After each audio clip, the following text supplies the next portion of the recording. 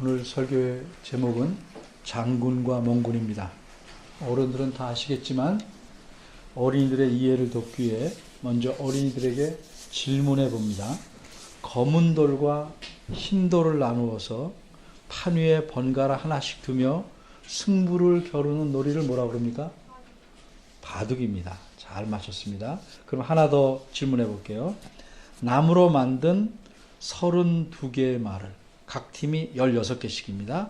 붉은 글자와 푸른 글자 두 종류로 나누어서 마저 읽을게요.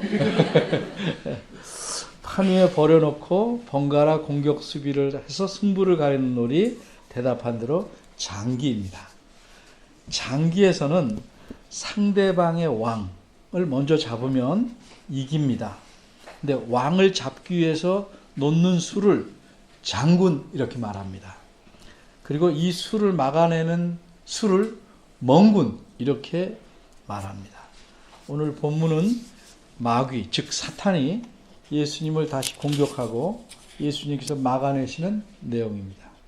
그래서 오늘 본문에서 두 가지를 생각해 보려고 합니다. 첫째는 마귀의 묘수, 두 번째는 예수님의 수. 첫 번째입니다. 마귀의 묘수. 마귀가 사람을 시험하는 방법은 다양합니다. 마귀는 이 세상에 어떤 똑똑한 사람보다 더 영리하고 교활합니다. 머리가 매우 빠르게 돌아갑니다. 그래서 마귀의 유혹을 직접 맞서서 이길 사람은 거의 없습니다. 마귀는 자신이 유혹하려는 대상의 수준과 그 상황과 형편에 가장 알맞은 방법을 찾아 사용합니다. 예를 들어서 이 마귀가 에덴 동산에서 아담의 아내인 하와를 시험할 때는 하나님께서 하신 말씀에 대해 의심을 품게 만드는 그런 방법을 사용했습니다. 이 의심을 유발하는 방법은 매우 효과적입니다. 지금도 마귀는 이런 방법을 흔히 자주 많이 사용합니다. 어쨌든 마귀의 유혹에 넘어가서 아담과 하와는 하나님께서 금지하신 선악의 지식나무의 열매를 따먹고 타락했습니다. 자신들뿐만이 아니라 인류 전체를 타락의 늪으로 빠뜨렸습니다. 그래서 이 늪에선 사람은 아무도 자기 힘으로는 빠져나올 수 없게 되었습니다. 그런데 오늘 본문에서 마귀가 사용한 방법은 하와에게 사용한 그런 수가 아닙니다. 또 방금 전 제1라운드에서 1회전에서 사용한 그런 방법도 아닙니다. 1절에서 4절이 1라운드인데 이때의 상황은 어떠했습니까? 예수님께서 밤낮 40일을 금식하고 난 후라 육체적으로 가장 약했습니다. 심히 배가 고프셨습니다. 마귀는 이 상황을 최대한 활용합니다. 그래서 예수님께 나와서 이렇게 말합니다. 너는 하나님의 아들이니까 내 능력을 사용해서 돌들을 떡으로 만들어 먹어라. 그런데 예수님은 조금도 머뭇거리거나 주저하지 않으시고 이렇게 대답하십니다. 사람이 떡으로만 살 것이 아니라 하나님의 입에서 나오는 모든 말씀으로 살 것이다. 이 대답을 들은 마귀는 할 말이 없어졌습니다. 자신의 패배를 인정하고 물러가게 됩니다. 그런데 마귀가 한 번 졌다고 여기서 포기하면 마귀가 아닙니다. 실패는 성공의 아버지라는 속담 마귀도 잘 압니다. 마귀는 자신의 실패를 통해서 다시 성공할 수 있는 방법을 찾습니다. 이 방법은 단 한 번의 수로 장군을 두어서 이길 수 있는 묘수입니다. 적어도 자기가 생각한 이 수는 묘수라, 장군의 수다 이렇게 확신합니다. 그래서 예수님 앞에 다시 나타나서 도전합니다. 5절입니다. 이번엔 마귀가 예수님을 거룩한 성, 즉 예루살렘으로 데려갑니다. 순식간에 일어난 일입니다. 그리고는 예수님을 성전 꼭대기에 세웁니다. 이 성전은 예수님이 아기이실 때 죽이려고 했던 헤롯 대왕이 세운 성전입니다. 예수님을 세워놓은 성전의 꼭대기가 정확히 어디인지는 알 수 없지만 학자들은 대부분 성전 윗부분의 남동쪽 모퉁이 부분이라고 생각합니다. 이곳에서 아래를 내려다보면 기드론 골짜기가 보입니다. 그리고 이 골짜기 바닥에서 예수님께서 서 계신 곳까지의 높이는 대략 150m 됩니다. 그러니까 이 높이에서 내려다본다는 것은 50층짜리 건물 꼭대기에서 내려보는 것과 마찬가지입니다. 이런 높은 곳에 마귀는 그 높은 곳 끝자락에 예수님을 세웠습니다. 그리고는 뛰어내리라고 합니다. 예수님에게 번지를 메어주지도 않고 아래 그물막도 없는데 뛰어내리라고 합니다. 그냥 뛰어내려라. 마귀는 예수님에게 자살을 권유한 것인가? 그렇지 않습니다. 마귀가 이렇게 말한 데에는 그럴 만한 이유와 논리가 있습니다. 6절입니다. 마귀는 예수님에게 여기서 뛰어내리라고 말하면서 이런 조건을 앞에 붙였습니다. 내가 만일 하나님의 아들이거든. 이것이 무슨 뜻입니까? 제가 지난번 1절 4절 설교할 때 설명했습니다. 이것은 마귀가 예수님께서 하나님의 아들이신 줄을 몰라서 이렇게 말한 것이 아닙니다. 내가 만일 하나님의 아들이거든 이라는 말은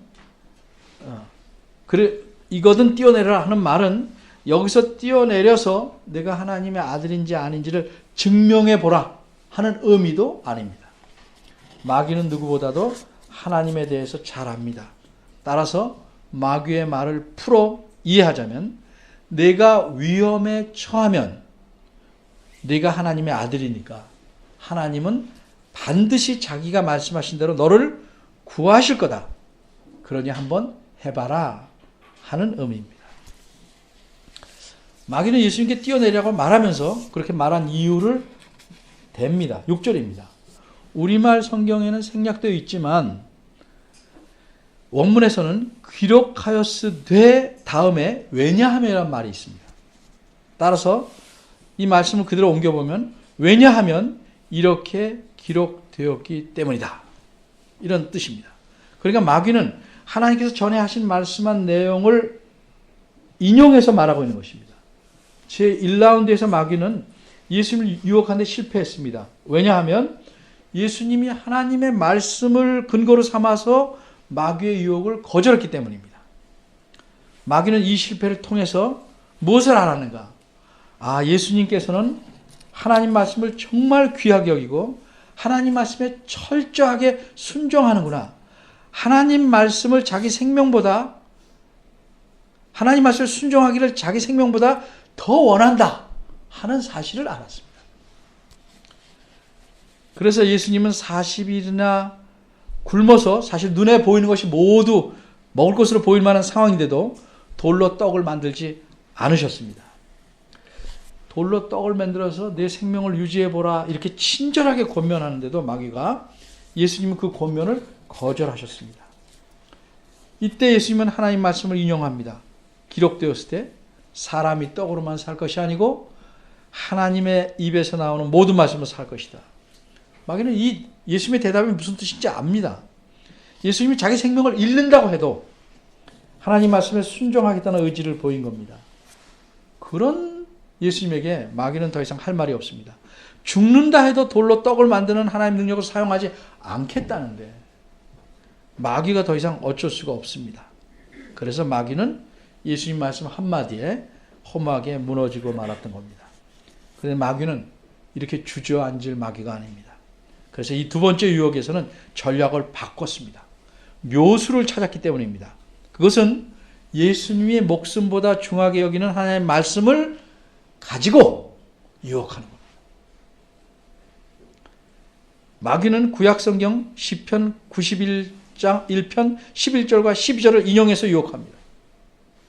그 내용은 오늘 본문 6절에 나와 있습니다. 여기서 마귀가 말하고자 하는 내용을 간추리면 이렇습니다. 예수여, 내가 잘 아는 바대로 구약성경 하나님 말씀이다. 그리고 하나님은 자신이 말씀하신 대로 반드시 행하신다. 나는 거짓말을 밥 먹듯이 하지만 하나님은 결코 거짓말하시지 않는다. 하나님은 자신이 말씀하신 것을 반드시 지키신다. 나도 하나님의 그 점을 매우 존경하며 동시에 두려워한다. 어쨌든 시편 91편 11절과 12절을 보면 거기서 하나님께서 말씀하신 건 두 가지다. 하나는 하나님께서 자기 백성이 위험에 처하면 자기 천사들을 보내서 지키신다는 것이다. 다른 하나는 그렇게 보냄을 받은 천사들은 위험에 처한 하나님의 백성을 철저히 보호하신다는 사실이다. 이 말씀은 하나님께서 자기 백성에게 하신 말씀인 줄 나도 잘 안다. 그런데 너 예수는 누구냐? 하나님의 아들이 아닌가? 그러니까 그 말씀을 너에게 직접 적용해서 적용해 보는 것이 매우 타당하다. 내가 만일 이 성전 꼭대기에서 뛰어내리면 하나님은 분명히 천사들을 보내서 너를 조금도 다치지 않게 보호하실 것이다. 내가 비록 발목과 허리에 번지를 묶지 않고 뛰어내린다 해도 번지보다 더욱 튼튼하고 확실한 것이 하나님 말씀이 아니냐. 그러니까 믿고 뛰어내려서 너희 아버지 하나님께서 너를 얼마나 철저하게 보호하시는지 체험해봐라. 나 아니면 이렇게 멋진 충고를 너에게 해줄 자가 없다. 이번에는 내 말을 무시하지 말고 내 말을 좀 따라봐라. 이렇게 뛰어내리면 스릴도 있고 또한 하나님의 보호하심을 확실하게 경험할 수 있을 것이다. 그러면 꼭 먹고 알 먹고 아닙니다. 이런 취지입니다. 예수님께서 십자가에 달려 계실 때 사람들이 이렇게 말했습니다. 내가 만일 하나님의 아들이여든 자기를 구원하고 십자가에서 내려와라. 그러면 우리가 믿겠노라.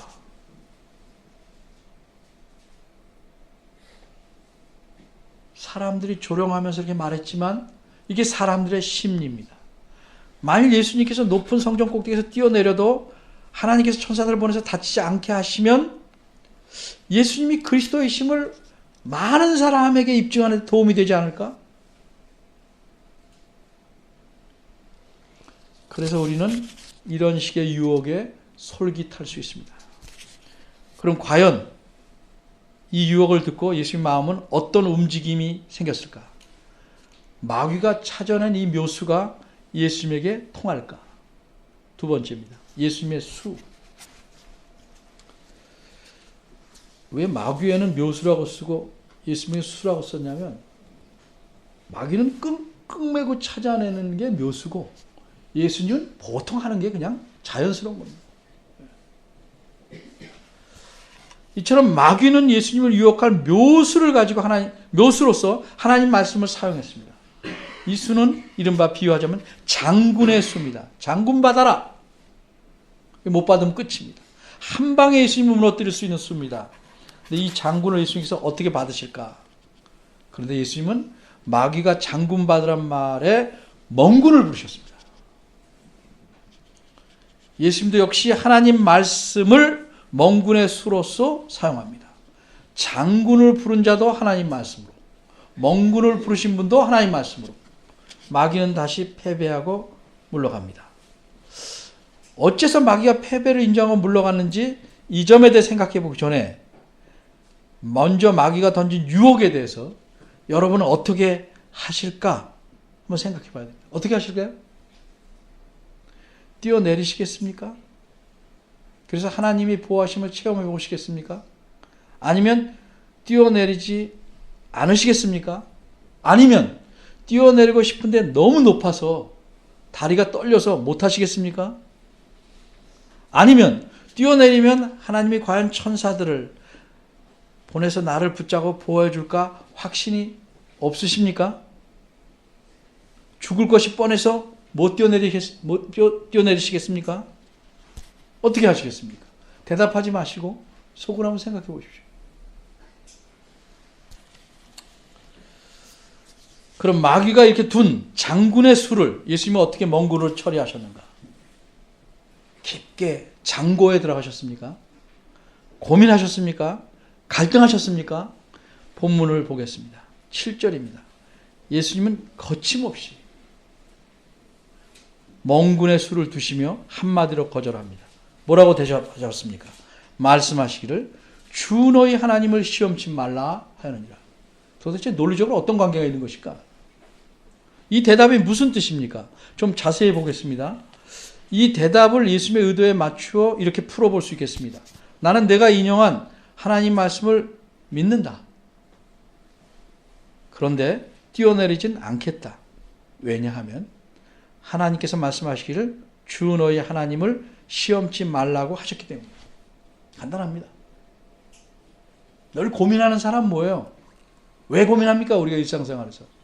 하나님 말씀대로 하면 되는 건데 그걸 피해서 뭘 얻을 수 있을까? 계속 고민합니다. 상담하는 분들도 그렇습니다. 이렇게 하면 안 되겠죠, 목사님? 혹시 다른 수가 있을까? 계속 얘기합니다. 없어요. 하나님 말씀에 다른 수는 없어요.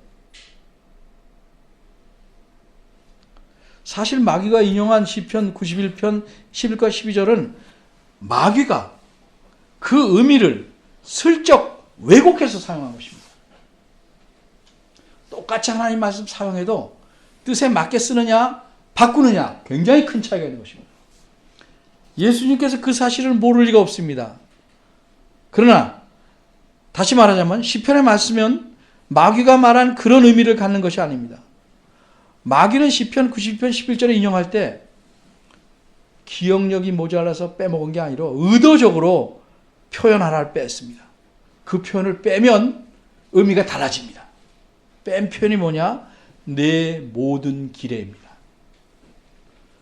시편 91편 11절 12절 참된 의미는 하나님을 의지하는 자는 그의 모든 길에서 하나님께서 철저하게 보호하시고 지킨다는 사실을 말하는 겁니다. 바꿔 말하면 하나님을 의지하는 자가 어떤 짓을 하더라도 보호하고 지키겠다는 약속이 아닙니다. 하나님께서 철저하게 지키시겠다는 거지 내가 어떤 짓을 하더라도 난 널 지키겠다 이런 뜻이 아니란 말입니다.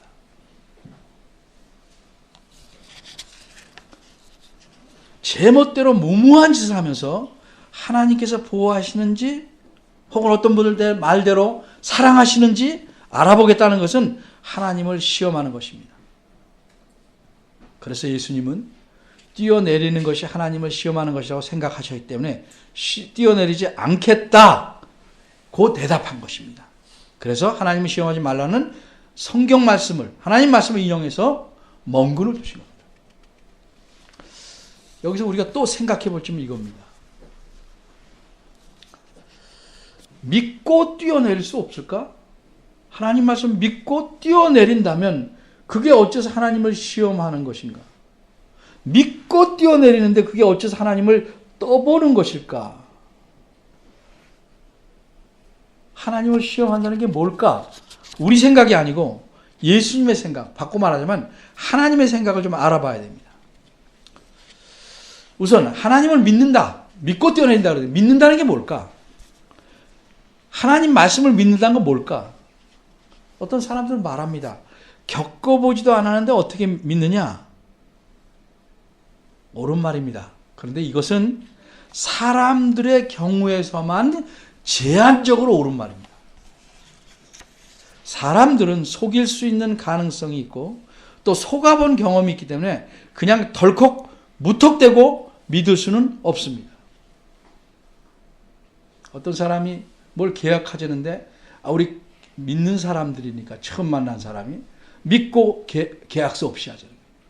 제가 뭐라고 하는지 압니까? 믿으니까 계약서 쓰자. 계약서대로 행할 것을 믿는다.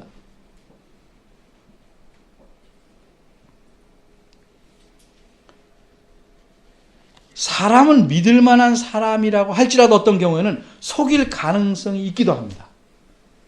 그런데 하나님은 전혀 다릅니다. 하나님은 사람이 아니십니다. 누누이 제가 말씀드렸지만 하나님이 전능하시다는 게 무슨 뜻이라고 말씀드렸죠? 하나님이 전혀 하실 수 없는 것이 있어요.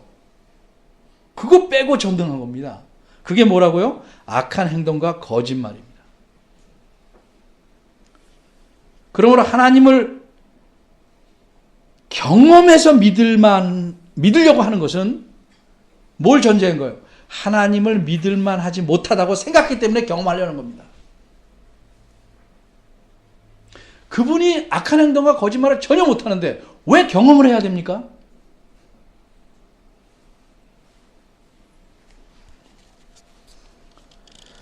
그래, 하나님을 못 믿으니까 하나님을 사람처럼 경험해보고 믿으려고 하는 것입니다. 그러기에 하나님을 믿는다는 것은 무슨 뜻이냐? 하나님을 경험하지 않고 믿는 것입니다. 하나님은 거짓말을 아니하시니까 하나님께서 하신 말씀만을 그대로 듣고 그대로 믿는 것입니다.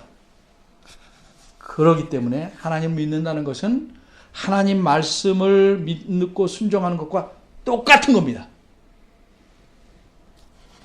하나님을 믿지만 하나님 말씀을 못 믿겠다든가, 하나님 말씀을 믿지만 하나님은 못 믿겠다는 것은 모순되는 겁니다. 그건 마치 동전에 앞면은 있고 뒷면이 없다든가, 손에 손등만 있고 손바닥이 없다고 말하는 것과 똑같습니다. 하나님의 경우에는 경험을 해봐야 믿을 수 있다는 것 자체가 이미 믿지 못한다는 겁니다. 불신입니다.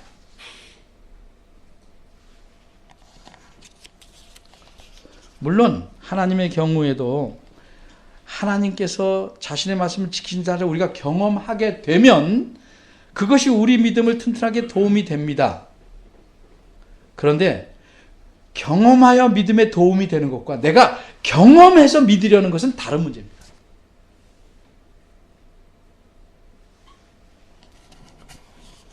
따라서 하나님께서 자신이 말씀하신 대로 하실지 안 하실지를 알아볼 수 있는 상황을 만들어 보려는 것은 하나님 믿는 것 아닙니다. 하나님 말씀 믿는 것 아닙니다. 스스로 위험한 짓을 하거나 위험한 상황 속에 들어가서 하나님께서 자기 말씀 어떻게 지키시는지 보려는 것은 그래서 하나님을 시험하는 겁니다. 못 믿는 겁니다. 이렇게 시험하는 자들에게는 성경에서 보시다시피 하나님의 진노와 재앙이 있을 뿐입니다. 근데 마귀는 이렇게 하나님 말씀을 이용해서 예수님으로 하여금 하나님을 시험하려고 합니다. 이런 마귀 유혹에 안 넘어가려면 우리도 하나님 말씀을 글자만 아는 것으로 이해해서는 안 됩니다. 그 의미를 잘 알아야 됩니다. 그래서 성경 말씀을 공부해야 됩니다. 읽어만 가지고 안 됩니다. 근데 읽지도 않습니다. 무엇을 알 수 있겠습니까? 하나님 말씀을 오히려 바르고 정확하게 이해해야 됩니다. 조심할 것은 어느 순간에 성경 구절이 머리에 탁 떠올랐다고 할 때 조심해야 됩니다. 내가 바르게 이해한 것일까? 오히려 그 말씀이 머리에 떠올라서 그것을 마귀가 하나님을 시험하라고 시험해보라고 떠밀어준 성경 구절일 수도 있습니다. 내가 떠올린 성경 구절이 다 옳게 생각하는 겁니까? 그 성경 구절을 하면 다 바른 것입니까? 자기 머릿속에 드는 생각을 믿지 마십시오. 하나님께서는 자기 백성이 위험에 처하면 철저히 보호하십니다. 어떻게 압니까? 그렇게 말씀하셨으니까. 그렇게 말씀하셨으니까. 겪어보지 않아도 우리는 알고 믿어야 합니다. 하나님 말씀하셨으니까. 그래서 우리가 그 사실을 알아보려고 일부러 위험 속에 들어가면 하나님은 우리에게 진노하고 벌하십니다. 왜? 자신을 믿지 않으니까. 그건 하나님을 시험하는 것이고 이 시험은 불신에서 나온 것이기 때문입니다. 그래서 예수님은 스스로 뛰어내려서 하나님을 시험하려고 하지 않으신 겁니다. 마귀는 하나님 말씀을 가지고 교묘하게 틀어서 매력적인 제안을 했지만 유혹입니다. 하나님을 불신하게 만들고 하나님을 시험하도록 유혹했던 것입니다. 하나만 더 생각합시다. 어째서 마귀는 예수님에게 뛰어내리라고 말로만 하고 안 뛰어내리면 확 밀쳐서 떨어뜨리지 않았을까? 죽이는 게 목적이 아니거든요. 마귀는 우리보다 무엇을 확실히 아냐면 하나님에 대해서. 만일 자기가 예수를 밀쳐내면 하나님께서는 분명히 말씀하신 대로 천사들을 보내서 예수님을 보호하신다는 걸 알았습니다. 그러면 마귀가 예수를 밀어서 떨어뜨리면 오히려 예수님을 하여금 하나님을 믿는 믿음을 더욱 튼튼하게 만드는 결과를 가져오는 겁니다. 그래서 그렇게는 안 하고 예수님 자신으로 하여금 하나님을 시험하게 하려고 만든 겁니다. 이로써 하나님과 예수님의 관계를 깨트리려는 겁니다. 신뢰하는 관계에서 불신하는 관계로 바꿔버리려는 겁니다. 그렇게 되면 무슨 문제가 생깁니까? 예수님을 통해서 하나님께서 이루시려는 구원, 그 계획이 거품이 되는 겁니다. 그럼 마귀가 의도했던 것이 이루어집니다. 그런데 하나님을 시험하지 말라는 예수님 말씀에 마귀의 교묘한 계획이 물거품이 되고 말았습니다. 우리가 여기서 생각할 것은 예수님은 이 시험을 그냥 개인적으로 이 유혹의 시험을 받으신 게 아닙니다. 예수님은 인류 전체의 새로운 대표로서 또한 하나님 백성 전체를 대표하는 분으로서 공적으로 이 시험을 치르고 있는 것입니다. 이 시험을 대표로서 온전히 통과해야만 인류와 하나님 백성 전체를 위한 구원자로서 역할을 할 수 있기 때문입니다. 오늘 본문과 연관해서 한 예를 들자면 이스라엘 백성은 실패했습니다. 어떤 면에서 광야에서 하나님이 시험해서 하나님을 믿는 일에 실패했습니다. 이 실패한 일이 출애굽기 17장 1절 7절 잘 나와 있는데 그 끝절인 7절은 이렇게 말합니다. 그가 그곳 이름을 마사라 또는 무리바라 불렀으니 이는 이스라엘 자손이 다투었으며 또는 그들이 여호와를 시험하여 이르기를 여호와께서 우리 중에 계신가 아닌가 하였음이더라. 이걸 해주시면 우리 안에 계신 것이고 이걸 안 해주면 우리 안에 안 계신 것이다. 이런 마음으로 시험합니다. 여러분들 잘 그러지 않습니까? 하나님은 도와주시면 하나님이 살아계심을 믿겠고 당신이 안 믿어도 살아계십니다.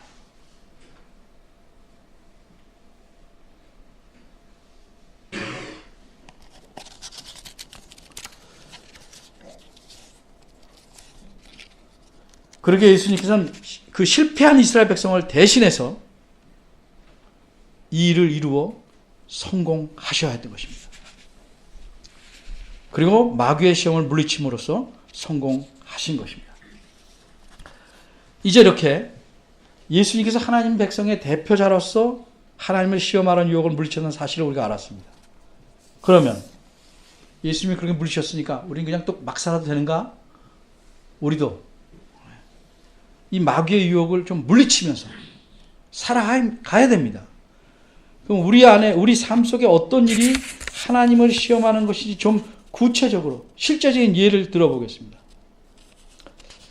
먼저 시험하지 않고 믿는다는 게 어떤 건지 예를 들어보겠습니다. 내가 친구에게, 이거 가상입니다. 그런 적은 없습니다. 내가 필요할 때는 내가 도울게 라고 말했더니 며칠 후에 친구가 찾아와서 내가 정말 어려운 상황이야. 내일까지 100만 원만 빌려줘라. 나 너만 믿는다. 그래서 돈이 없는 내가 카드로 현금 대출을 다 해서 갖다 줬습니다. 알고 보니까 그렇게 급한 어려운 일이 없었어요. 나를 떠보려고 그런 겁니다. 그러니까 결국 뭡니까? 내 말을 불신하고 내가 그러한지를 확인하려고 한 겁니다. 전혀 모르는 사람은 그럴 수가 있겠습니다. 믿을 수 없으니까. 하지만 친구한테 그러면 그건 신뢰가 깨진 겁니다. 하물며 하나님에게 그런 짓을 하면 그건 불신이고 매우 악한 짓입니다. 하나님을 왜 시험하게 되는가? 그것은 우리가 갖고 있는 잘못된 믿음 혹은 거짓된 확신에서 시작되는 경우가 많습니다. 어떤 성경학자가 쓰신 말을 간추려 제가 인용해 봅니다. 마귀가 예수님께 하도록 유혹한 것은 거짓된 확신, 잘못된 믿음을 갖게 한 것입니다.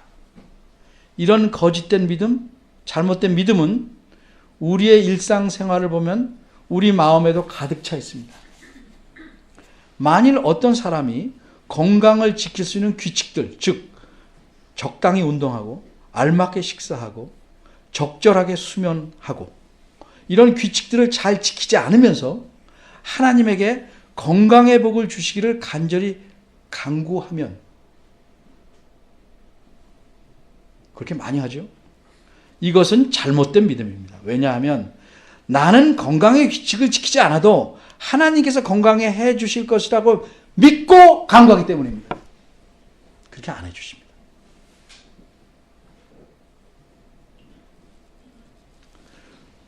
또 자신은 은혜의 수단들을 멀리하면서, 은혜의 수단이 뭐냐면 성경을 부지런히 공부하거나 교회에 잘 참석하거나 하나님의 영광을 위해서 다른 사람들의 유익을 위해서 다른 사람 섬기는 그런 삶을 살려고 하지도 않으면서 자기의 영혼을 구해달라고 복되게 해달라고 기도하는 것도 잘못된 믿음에서 나온 것입니다.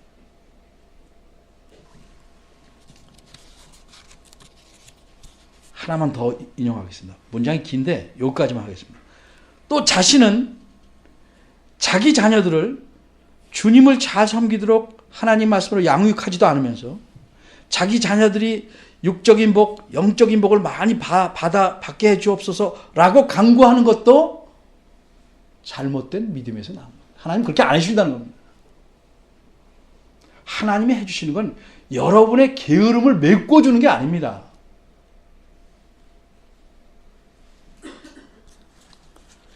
우리는 하나님의 백성이고 자녀입니다. 하나님을 바르게 알아야 됩니다. 하나님께서는 내가 원하는 방식대로, 내가 원하는 만큼, 내가 원하는 때에 딱 맞춰서 일하시지 않습니다. 하나님은 우리의 종이 아닙니다. 우리가 그분의 종이고 자녀입니다. 하나님은 절대적으로 선하시고 결코 실수하지 않으십니다. 거짓말도 하시지 않습니다. 그러기에 우리가 위험에 처할 때 자신의 말씀대로 철저하게 보호해 주십니다. 그런데 하나님은 자신의 판단과 지혜와 방식대로 그렇게 해주십니다. 그래서 우리는 때로 하나님을 오해하게 됩니다. 심지어 어떤 사람은 하나님은 내가 필요할 때는 안 계신 것 같아 이렇게 말합니다. 분명히 알아야 될 것은 하나님은 내가 필요할 때, 우려가 필요할 때 언제든지 내 앞에, 우리 앞에 계십니다. 오히려 우리가 하나님이 아닌 다른 것에 도움을 먼저 구하기 때문에 하나님을 소외시키는 경우가 대부분입니다. 하나님의 도움을 받지 않으려고 합니다. 그러기 때문에 하나님 말씀도 순종을 안 하는 겁니다. 하나님이 우리를 필요할 때, 우리를 도우려고 할 때 우리는 오히려 다른 곳에 가 있습니다. 실컷 제멋대로 싸돌아다니다가 일 버려놓고 하나님을 불러댑니다. 그리고 하나님께서 자기 뜻대로 해주지 않는다고 투덜댑니다. 못된 자식이죠. 우리는 하나님의 자녀지만 엄밀히 말하자면 못된 자식입니다. 그럴지라도 하나님은 우리에게 아버지입니다. 선하신 아버지입니다. 하나님께서는 말씀하시기를 착한 자식만 보호하시겠다 이렇게 말씀하지 않았습니다. 하나님을 피난처로 삼고 있는 한, 어려울 때 위험에 처할 때 하나님에게 도움을 구하는 한 하나님은 못된 자식이라고 할지라도 도우십니다.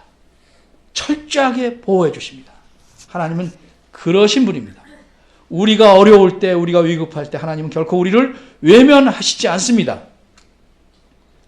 하나님은 우리를 철저히 보호하십니다. 우리가 누굽니까? 못된 점이 많지만 여전히 하나님의 자녀입니다. 그러니 힘들고 어렵고 위급해도 믿음이 흔들지 말아야 됩니다. 하나님을 시험하려고 하지 말아야 됩니다. 그 대신 어떻게 해야 됩니까? 하나님 말씀에 순종해야 됩니다. 이것이 우리가 이 험난한 세상에서 하나님의 보호하심 아래 가장 안전하게 평안하게 사는 길입니다. 이렇게 하나님의 세밀한 보호를 받으며 감사하게 살아가는 여러분이 되기를 바랍니다. 기도하겠습니다.